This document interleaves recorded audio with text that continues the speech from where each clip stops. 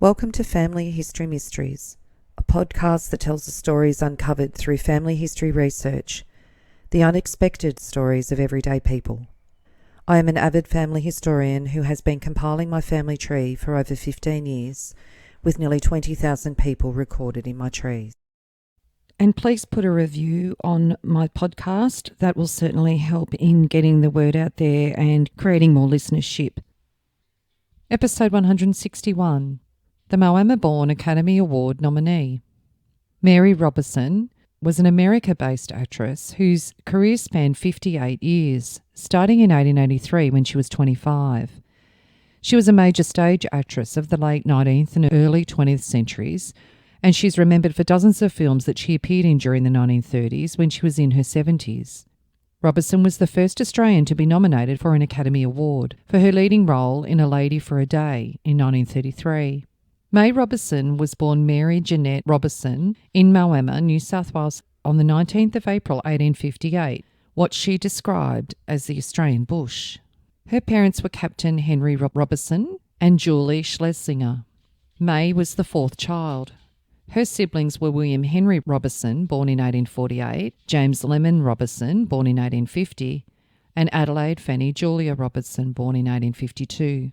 Her father was a retired captain of the British Merchant Navy.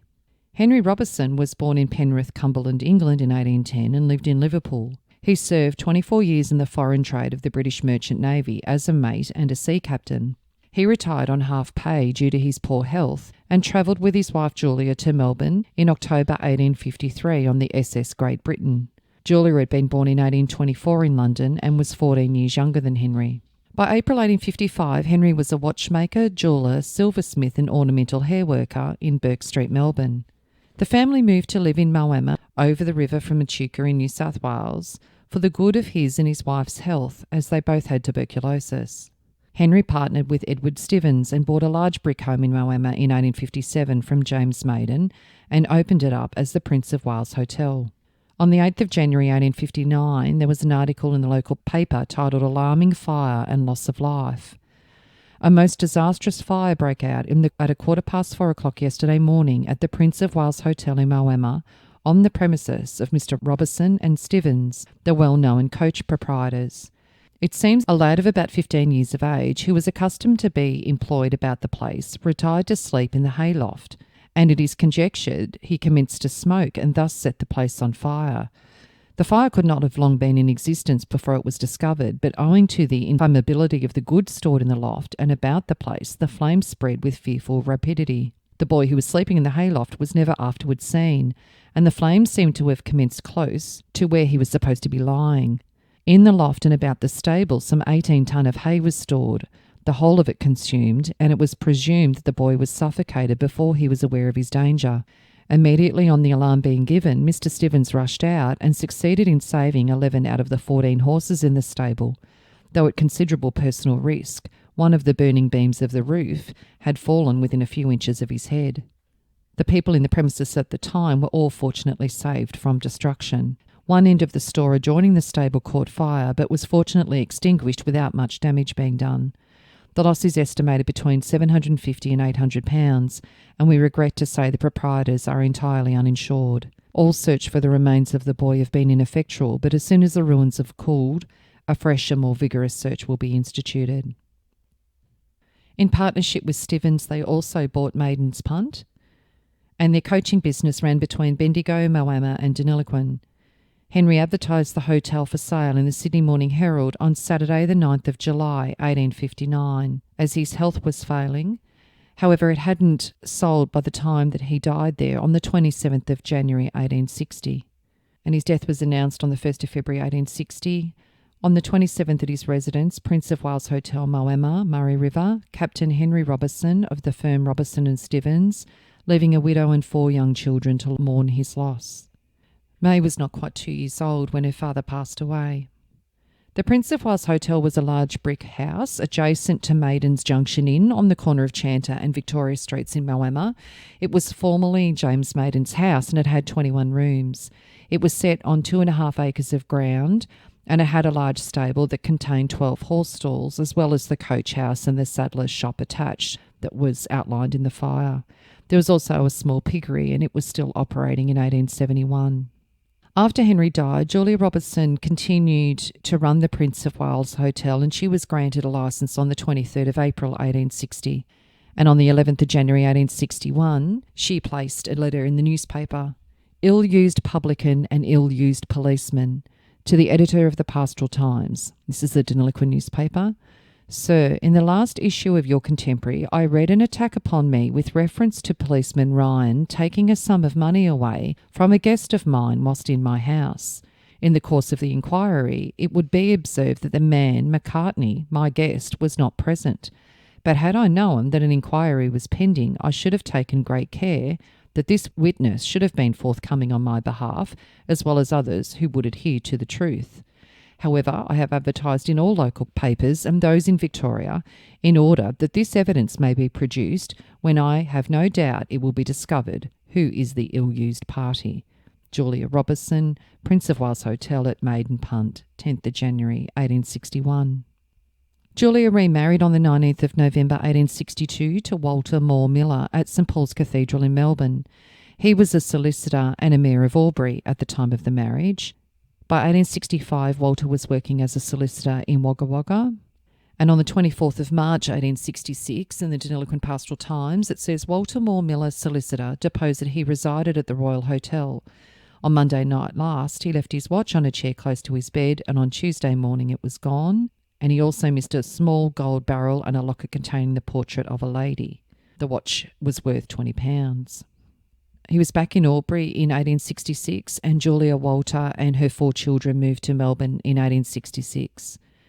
Walter Miller then became a partner with De Courcy, Ireland, in the firm of Miller and Ireland in Melbourne in November 1867 until the 20th of January 1870 when it was mutually dissolved. Their offices were at 100 Elizabeth Street, Melbourne, and they were attorneys, solicitors, conveyancers and proctors. Walter continued alone in this business. However, by the end of 1870, the family moved to London.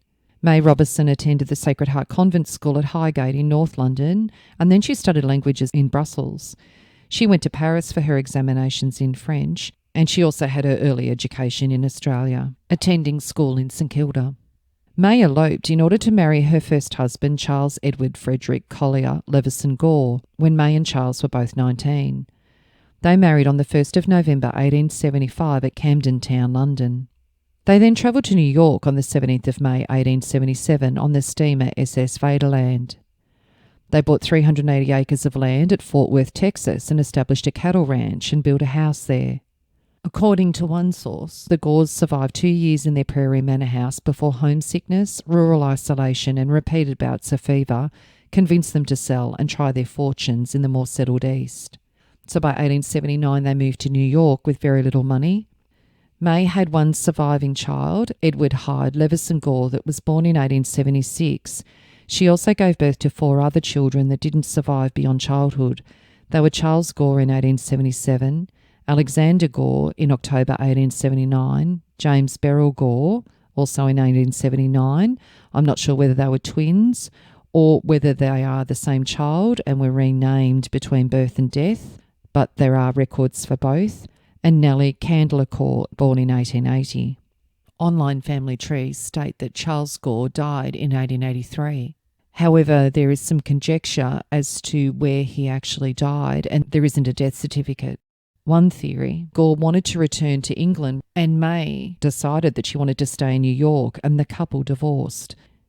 There is an 1880 census in the US, and it does name Charles Gore, aged 35, Poppy Gore, 20, Charles Gore, 3, Alexander Gore, 1, and Nellie C. Gore, 2.5 months. And it seems that May was known as Poppy earlier in life, but the age of Charles is interesting because based on their marriage record, they were the same age. This is giving him 15 years older than May. So either with her husband gone to England or her husband deceased, May was left with the children, and in order to survive, she crocheted hoods and embroidered and designed dinner cards, as well as taught painting to support her children. 3 of her children died from illnesses, and 2 of them died only 1 month apart in mid-1882, scarlet fever, which only left her son Edward. May initially started working at a picture theatre as a translator because most of the silent films were from Germany, and with her early education she was able to translate, and that gave her a foot in the door in the industry. May started her acting career on the 17th of September 1883 when she became an actress in The Hoop of Gold at the Brooklyn Grand Opera House stage. The billboard misspelled her name and missed out the I. So from that point, it was spelled Robson, but she insisted that it was pronounced Robison to reflect her true name. May's career then flourished as a character actress and a comedian. Her success was partly due to her affiliation with the powerful manager and producer Charles Frohman and the theatrical syndicate. May's initial appearances in film date back as early as 1903 or 1904 with uncredited roles in Edison short film productions. 6 years after her acting career began, she met and married Augustus Homer Brown, a police surgeon, on the 29th of May 1889. And on the 16th of October 1910, it mentions Miss May Robson. While Miss Tittlebrune, the American actress, is described as Australian by many of the London papers, Miss May Robson is a real Australian, and she has to smile when she sees herself praised in print as a talented American. Miss Robson is now playing a star engagement at Terry's Theatre in London in an American play, The Rejuvenation of Aunt Mary. She was born in the Murrumbidgee district. She spent her early school days at St Kilda and then went to London. Miss Robison was for 8 years in Frohman's dramatic company in New York. The popular actress has been on stage for 10 years. She talks about an Australian tour but has not made up her mind to visit her native land. Last month, Miss Robison declared herself an Australian at a little gathering in London, which included several ladies from Sydney and Melbourne, and Miss Agnes Miller, whose sister, professionally known as Miss Olive Morrill, is now Mrs. W.H. Kelly, the Australian wife of one of the members of the Federal House of Representatives. "I know very little about my birthplace," said the actress. "While I was a baby, my parents moved to St Kilda in Melbourne. Now, I do remember St Kilda, although we left it when I was 8 years old. We lived opposite the Flagstaff, right near the beach, and I was fairly dotty on swimming. In those days, people went into the sea off the beach and the pier. There were little lockers where we kept our bathing clothes, and if the humour seized me, I'd slip out and be in the water 10 times a day. A small red-haired freckle-faced boy named Billy generally accompanied me. I thought he was beautiful, although looking back, I know he had a snub nose. In return for Billy's condolences over the bathing, I used to do all of his home lessons. Really, you know, I was a slave to that child. One day I made 2 mistakes in his arithmetic, so he thrashed me and wore another girl's galoshes home from school. That settled the love affair. When I saw him again, we were both 20 years older, but as soon as he heard my name, he hurried up to me and said, 'You're the one,' shaking his finger in my face.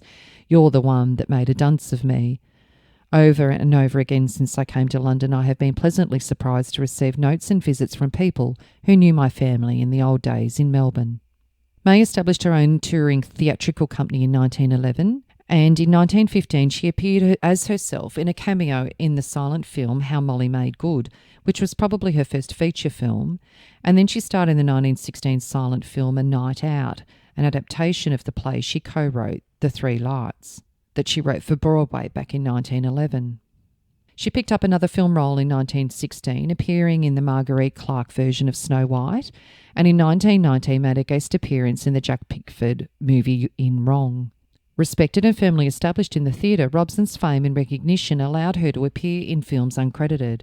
As so many silent films are missing or lost, she may have appeared in many more.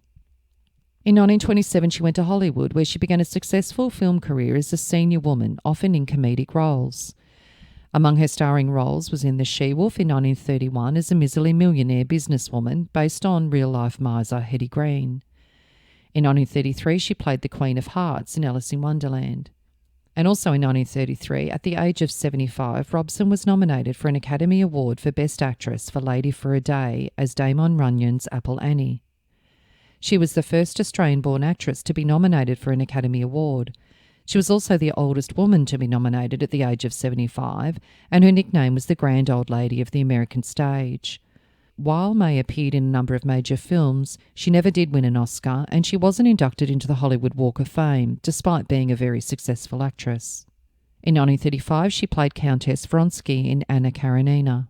On the 2nd of December 1835, at the Tivoli, May Robison, beloved May Robison, who is celebrating her 51st year in the theatrical profession and who enjoys greater popularity today than ever before in her career, will be seen in another one of her character roles at the Tivoli Theatre tomorrow night, in The Mills of the Gods. On the 22nd of February 1936, May was interviewed and she said, "You're as young as you feel," says May Robison, the screen's grand old lady, and she continues to feel young and light-hearted in spite of the fact that she's a great-grandmother. Miss Robison, born in Australia, has just passed her 70th birthday and she is still full of vim. The life of a screen star is admittedly a rigorous one, what with the long hours, the constant repetitions of scenes and the blazing heat of great studio lights. And yet Miss Robison appears no less vigorous than the youngest member of her company, demanding no special favours or unusual consideration on account of her years. She is truly an outstanding example of the truth of her own motto that you are as young as you feel. In her latest picture, 3 Kids and a Queen, she's an eccentric society queen. In May 1938, May played Aunt Elizabeth with Katharine Hepburn and Cary Grant in Bringing Up Baby. She played Aunt Polly in The Adventures of Tom Sawyer in 1938 as well, and a sharp-tongued granny in A Star is Born in 1937. On the 29th of April 1939, May Robison's 75th birthday. The occasion was to have been celebrated by a broadcast to America by Councillor A.W. Coles, Lord Mayor of Melbourne. Unfortunately, the wireless telephone service was not functioning satisfactorily that day and the broadcast had to be abandoned. A big party gathered in the Warner Brothers studio near Hollywood to pay tribute to the veteran. She received congratulatory messages from President Roosevelt and Mrs. Roosevelt. Jack Warner gave the party. Several hundred stars, executives and press people attended the luncheon in May's honour. And on the 30th of August 1939, May Robison, beloved veteran. A youthful and green reporter asked May Robison the other day whether she'd ever played on the stage outside of New York City. "Young man," said May, "blindfold yourself, face a map of the United States. In that map, stick a pin. Wherever you stick the pin, I have played in the nearest town and I can tell you the name of the theatre and the name of the manager and the hotel where I stayed." May is used to questions like that by this time. She has seen many generations of cub reporters get dry behind the ears and turn into old and cynical critics. Many of them are her friends. Meanwhile, she continues to steal scenes in motion pictures. In her latest picture, Yes, My Darling Daughter, the Warner Brothers comedy, she faced high-power acting competition from Priscilla Lane and Jeffrey Lynn, Faye Bainter and Roland Young, Genevieve Tobin and Ian Hunter, all of them troopers. But they were ready to concede May in any and all the scenes in which she appeared to have anything to do. Miss Robison was born in Australia and educated in England, France and Belgium, and she made her American stage debut in 1883. That began an engagement with Charles Frohman's Empire Stock Company in New York, which she terminated 22 years later. Her screen career began in 1932 with The Angel of Broadway. This is her 52nd year of active service in the theatre.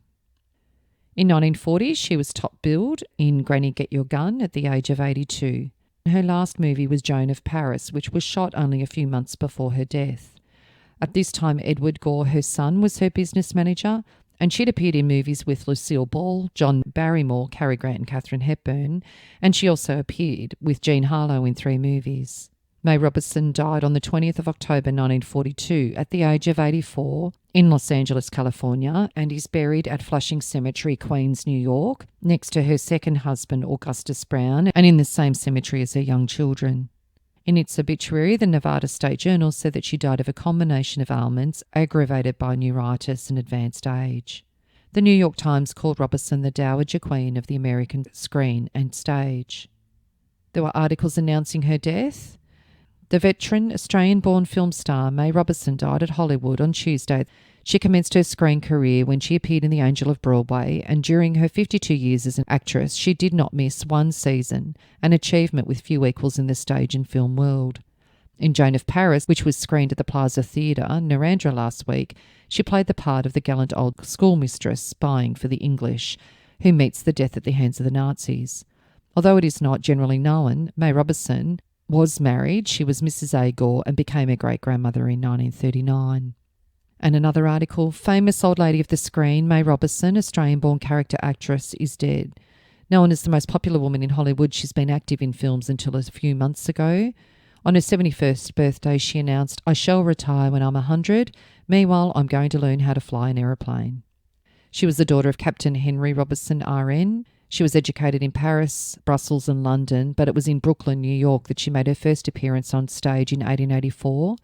She immediately established a reputation as a comedian and an emotional actress, and she stayed with Charles Frohman for 22 years.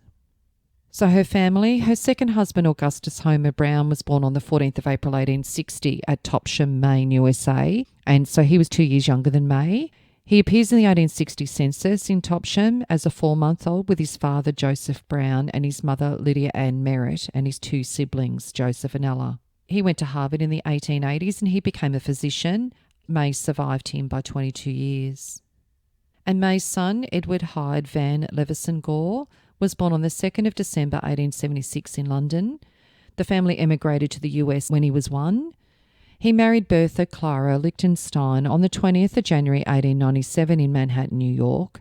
Some family trees state that they had a son, Edward Gore, but if they did have a child, he must have died as an infant, as neither parent's census records have a son living with them, or he was adopted out. Edward and Bertha divorced by October 1899 as Clara married Walter Leach in Chicago. In the 1900 census, Edward's living in Manhattan with his mother and stepfather, working as a musician, and it's recorded that he is divorced. Edward then married Lilia A. Meyer on the 15th of November 1905 in Jackson, Missouri. They had a son, Edward Robson Gore, on the 8th of July 1911 in Salt Lake City, Utah. In 1930, Edward was calling himself Edward Robison, but in 1940 and 1950, he was naming himself Robison Gore. Edward died on the 23rd of September 1954 at the age of 77 at Santa Monica, LA, California. And it says services in East for Edward Gore, 77. Masonic services and burial for Edward Gore, 77, oil stock investor, will be in Flushing, Long Island, New York. Mr. Gore lived at Beverly Hills and leaves his wife, Mrs. Lily Gore, a son, E. Robison Gore, a granddaughter, Virginia May Robison Gore, and a grandson, Michael Robison Gore, the latter 3 of Bayside, Long Island, New York.